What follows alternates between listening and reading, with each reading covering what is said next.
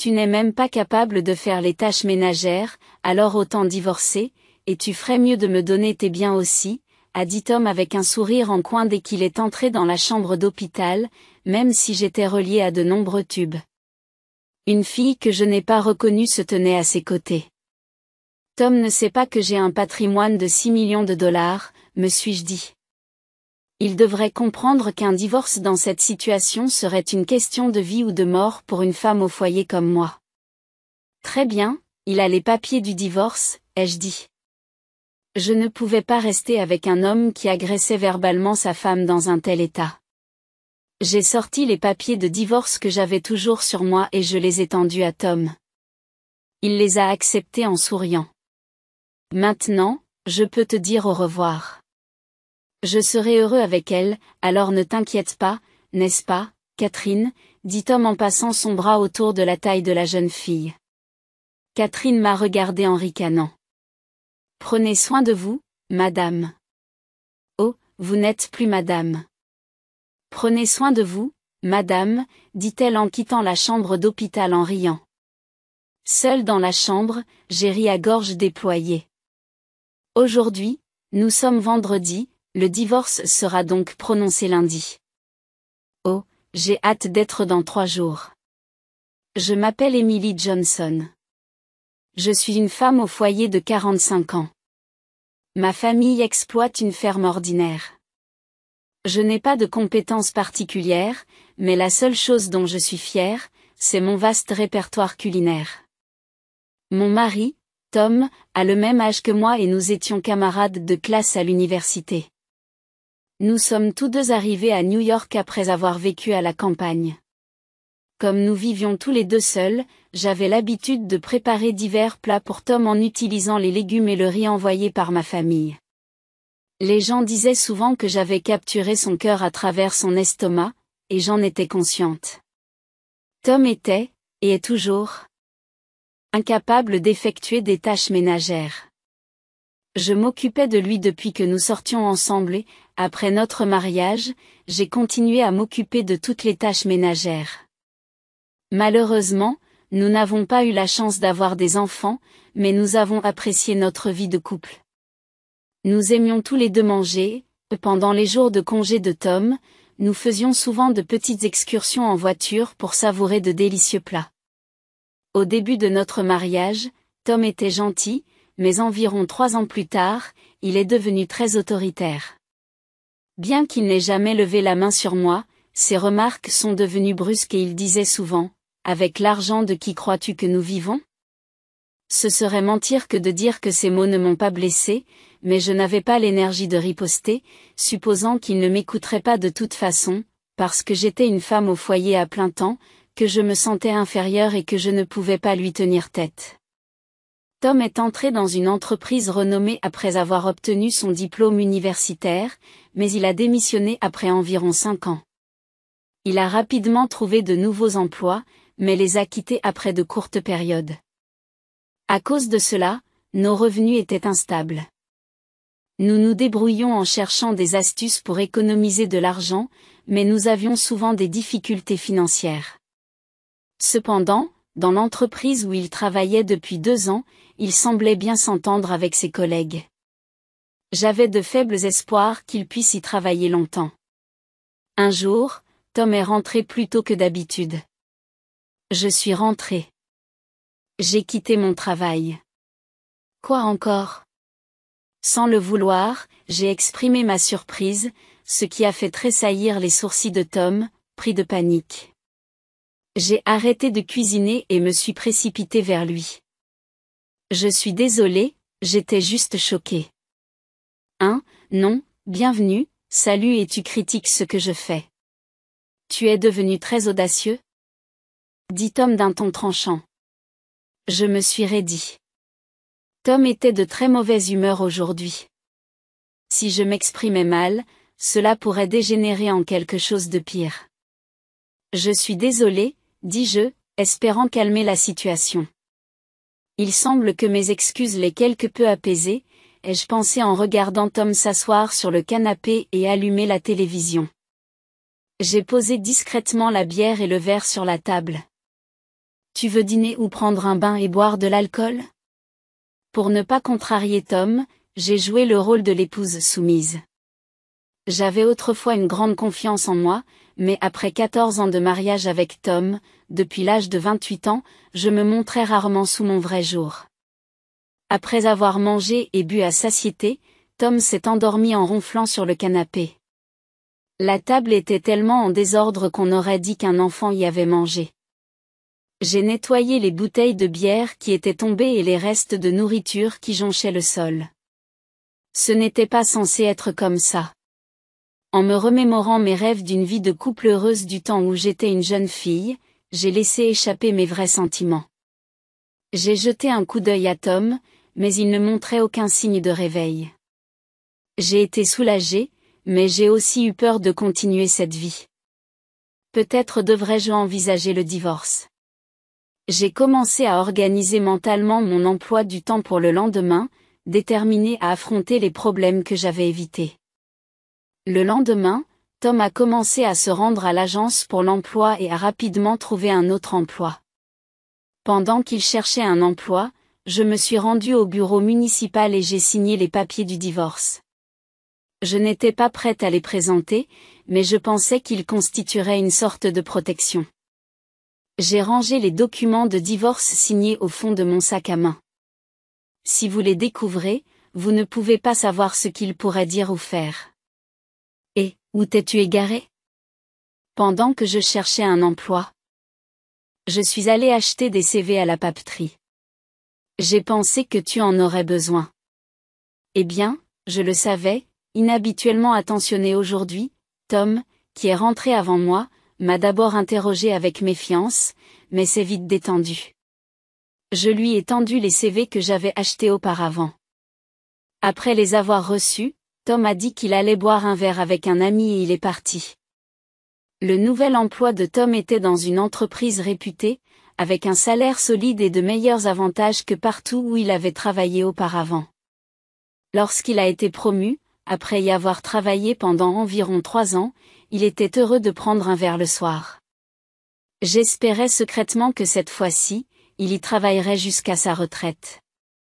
Les départements de Tom semblaient être dans la vente et il a commencé à quitter la maison plus fréquemment pour se divertir le soir. Je profitais de mes brefs moments de liberté et j'accumulais de l'énergie pour accueillir Tom avec un sourire lorsqu'il reviendrait.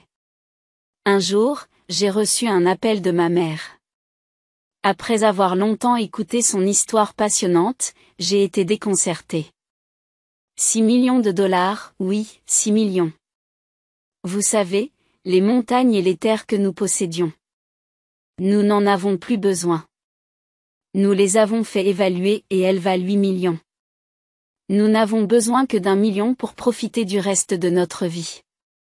Alors je pense que tu devrais aussi repenser ta vie. Ma mère n'a jamais aimé Tom. Elle s'inquiétait pour moi, surtout depuis que Tom était devenu de plus en plus autoritaire, m'empêchant même de visiter la maison de mon enfance.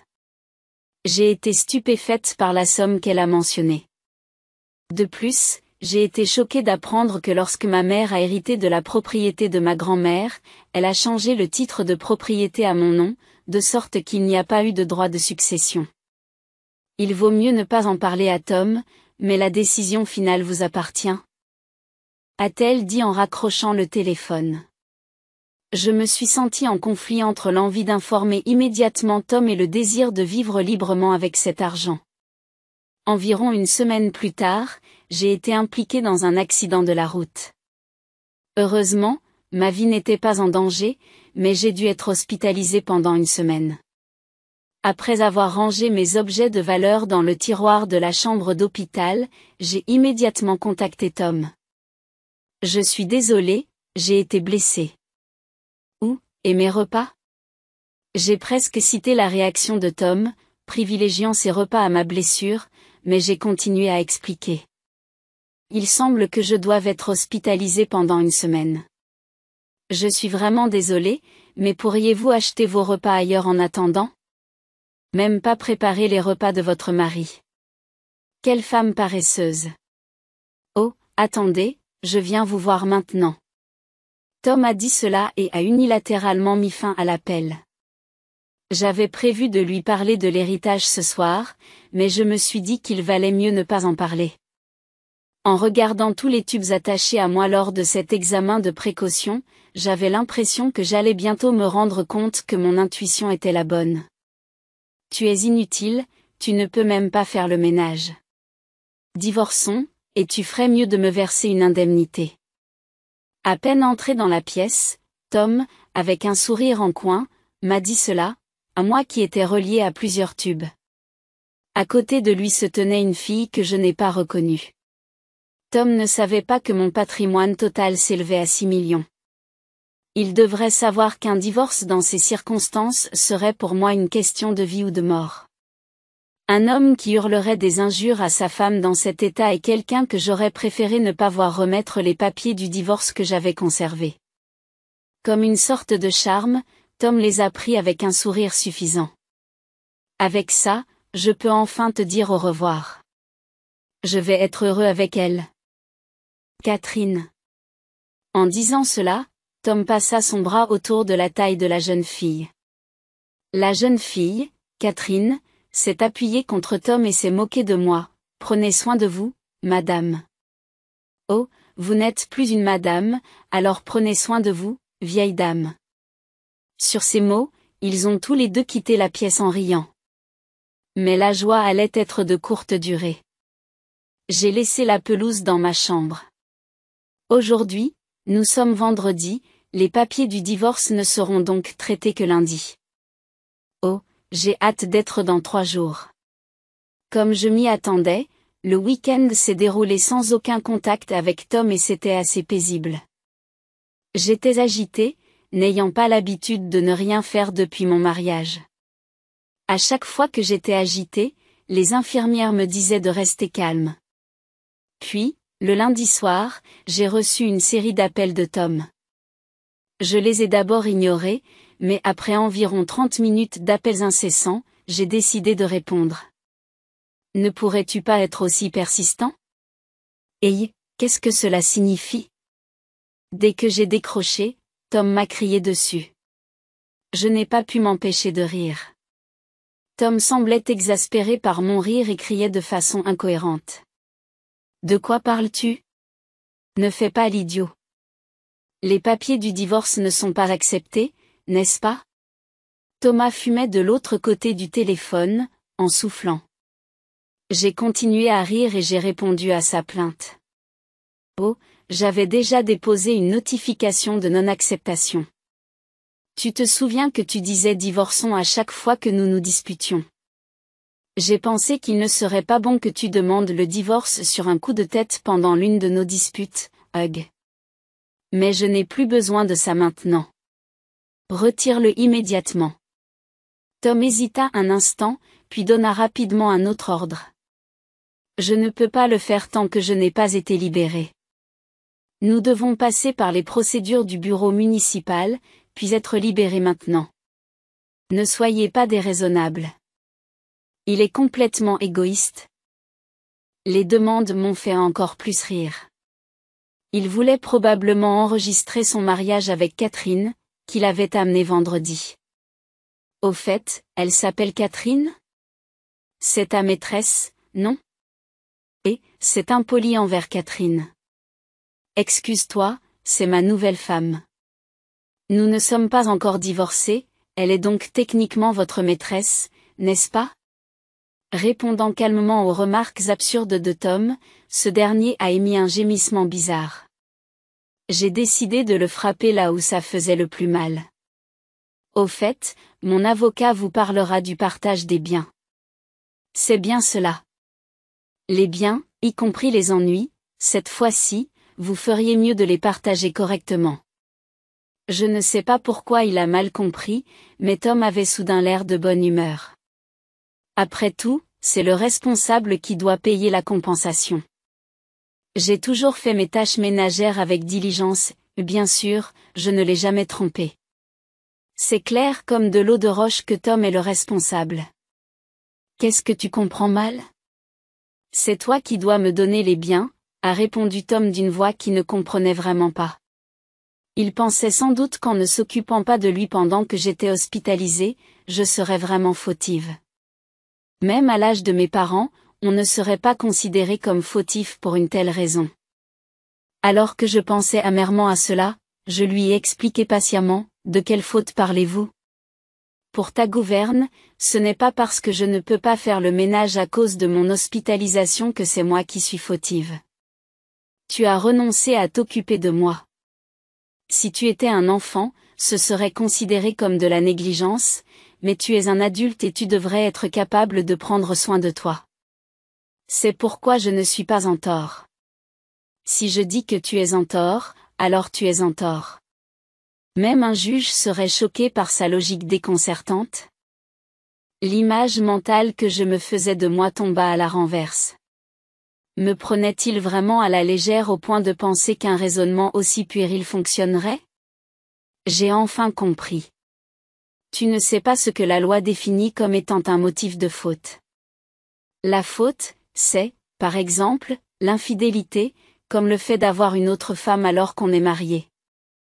C'est pour cela que Catherine est ma nouvelle femme et que tu ne m'es plus d'aucune utilité, donc ça ne s'applique pas, n'est-ce pas? De quoi parlez-vous, puisque vous sortez avec elle dans mon dos? C'est clairement de la tromperie. Tom ne semble toujours pas comprendre. Il était déterminé à croire qu'il avait raison. Quoi qu'il en soit, veuillez communiquer par l'intermédiaire d'un avocat à partir de maintenant. Au revoir. Hey, Emily. J'ai raccroché le téléphone sans écouter les protestations de Tom. Il a appelé plusieurs fois, mais quand je l'ai ignoré, il a fini par abandonner et s'est tu. J'étais soulagée, mais le lendemain, un autre mal de tête, y compris l'événement, s'est produit. Je me sens frustrée par les sonneries incessantes depuis 9 heures du matin, j'appuie sur le bouton d'appel et à l'autre bout du fil, Thomas, se plaint de moi comme d'une mitrailleuse qui tire. Je n'étais pas tout à fait sûre de ce qu'il disait au début, mais en recollant les morceaux, il m'a semblé qu'il se plaignait de ne pas pouvoir retirer de l'argent d'un compte bancaire. S'il s'agit d'un compte joint, Tom devrait pouvoir retirer de l'argent sans problème, mais si ce n'est pas le cas, je me suis souvenu des cartes bancaires et des carnets de notes que j'avais laissés à la maison et j'ai posé la question.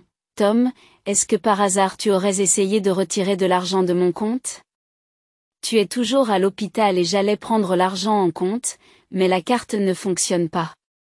Tom, furieux, poursuit son argumentation déraisonnable.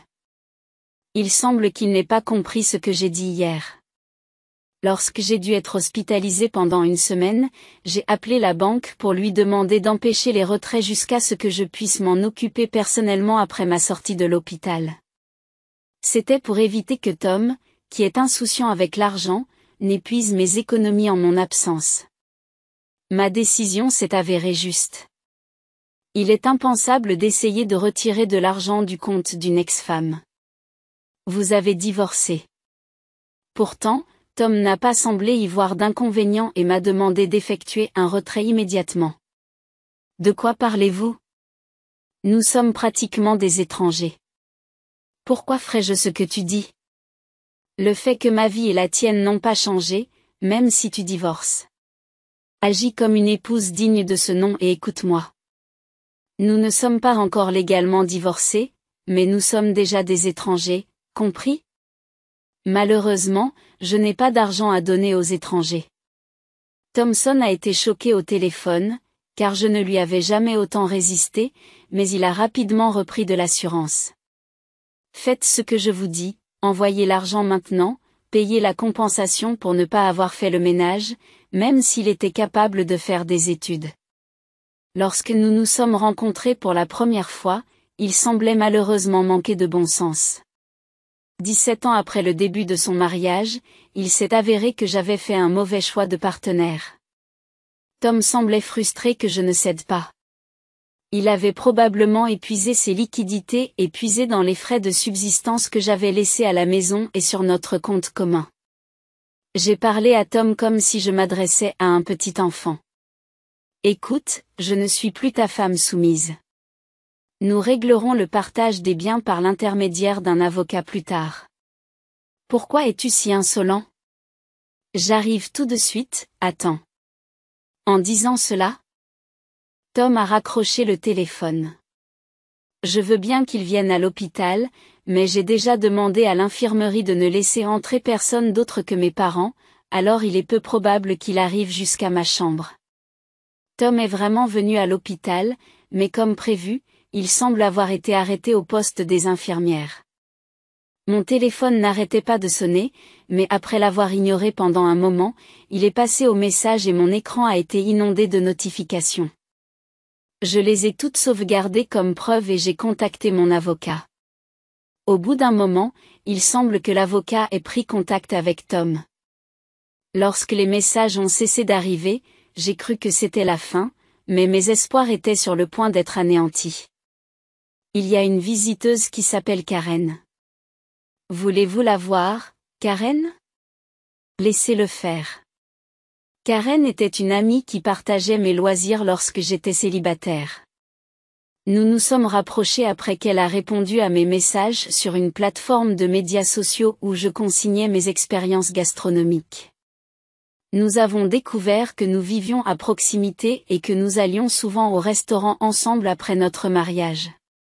Même si je ne pouvais plus sortir autant pour économiser de l'argent, nous avons gardé le contact en nous rencontrant régulièrement pour prendre le thé et discuter.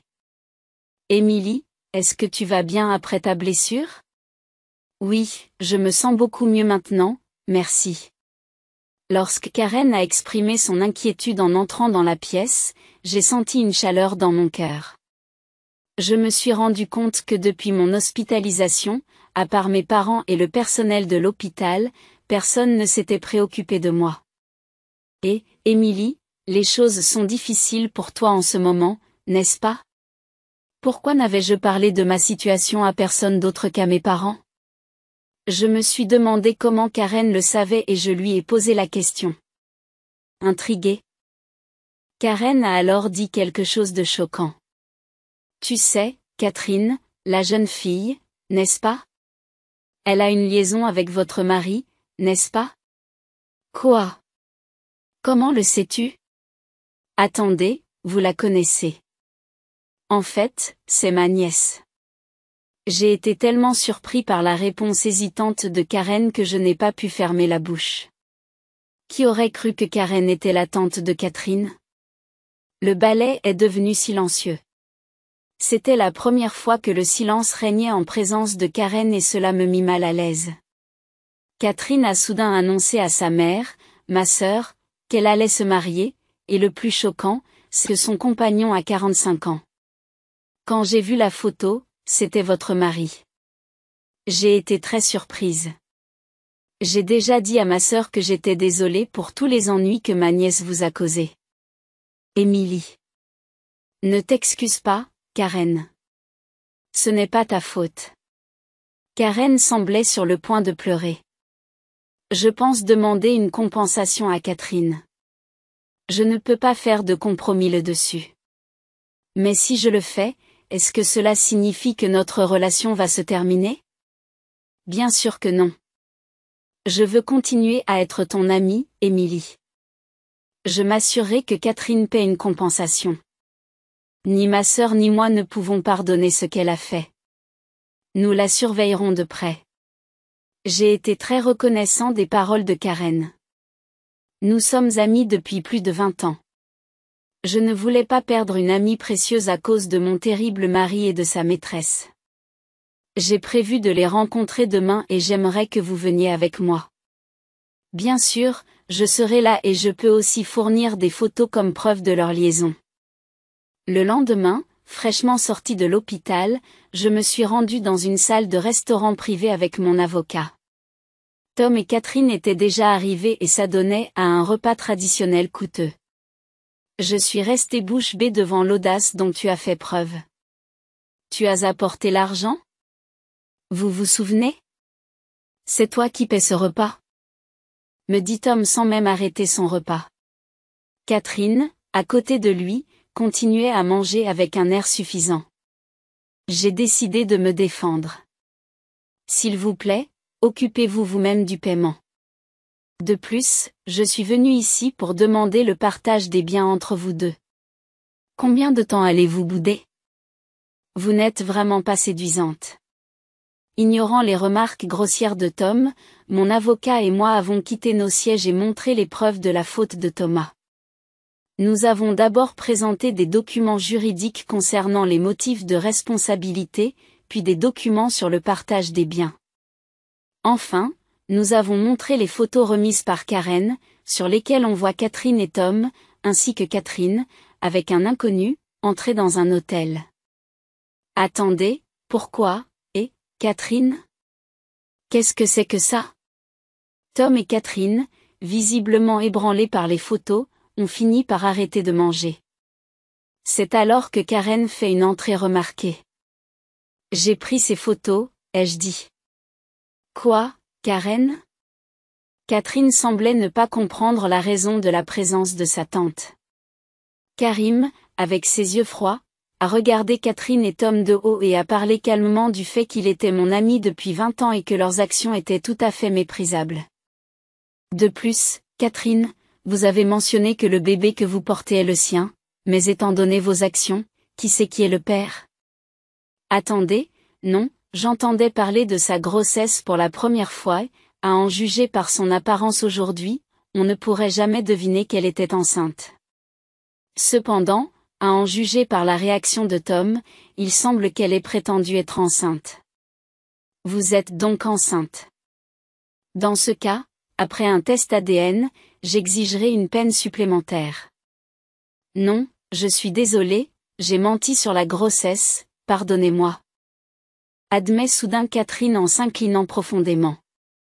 Elle cherchait des hommes riches et âgés et Tom était le portefeuille qu'elle a appelé. Il lui achetait des articles de marque et lui promettait une vie où elle n'aurait pas à travailler et où elle pourrait faire ce qu'elle voulait. Après son mariage, elle pensait qu'elle pourrait être une femme au foyer et avoir de temps en temps des aventures avec les hommes de son choix. Une fois, elle a menti en disant qu'elle était enceinte parce qu'il ne montrait aucun signe de vouloir divorcer, ai-je expliqué. Tom s'est figé, bouche bée, en entendant cela. Je suis vraiment désolée, mais je ne peux rien te donner. Je n'ai pas l'argent. Je paierai Émilie à l'avance. Tu travailleras à temps partiel tous les mois et tu me rembourseras. Tu n'auras pas de temps libre tant que tu ne m'auras pas remboursé intégralement, dit Karim. Catherine est visiblement découragée. Karen a indiqué qu'elle ramènerait Catherine plus tard pour lui présenter à nouveau ses excuses et l'a emmenée hors du restaurant. Tom était sous le choc pendant tout ce temps, mais il a semblé revenir à la réalité et s'est approché de moi d'un ton flatteur. Écoutez, il semble que j'ai été trompé. Je peux vivre sans Émilie. D'accord, nous avons encore les papiers du divorce ici. Pouvons-nous recommencer à zéro? Tu as toujours été une femme au foyer, tu ne peux pas travailler maintenant, n'est-ce pas? Demande Tom. J'ai écouté le plaidoyer de Tom avec un regard froid, rien de tout cela ne m'a ému. J'ai cependant attendu qu'il finisse pour répondre avec un sourire, je peux très bien vivre sans toi. Je vais prendre les papiers du divorce et les déposer sous peu.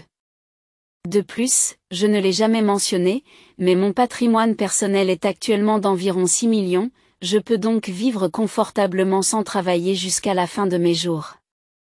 Rassurez-vous, 6 millions. Pourquoi as-tu gardé une telle fortune secrète? J'allais te le dire quand tu as commencé à faire des histoires de divorce.